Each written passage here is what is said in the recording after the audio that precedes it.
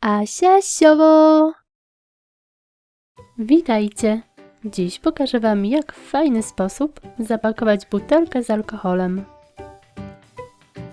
Szczegółową listę wszystkich potrzebnych przedmiotów znajdziecie w opisie tego filmu. Butelkę układam na kawałku organzy. Owijam i odcinam nadmiar organzy. Teraz owijam butelkę flizeliną. Również odcinam nadmiar.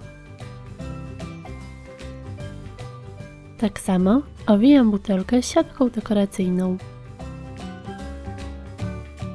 Przewiązuję tasiemką.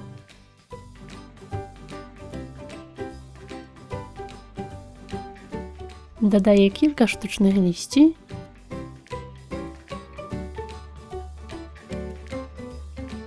oraz kwiaty.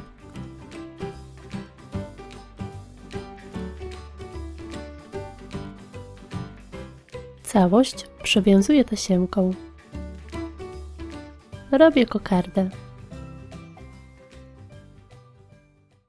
I gotowe! Tak zapakowana butelka będzie świetnym prezentem na wiele okazji. Możecie oczywiście użyć innych tkanin oraz dodatków. Na dziś to tyle. Pozdrawiam. Pa, pa!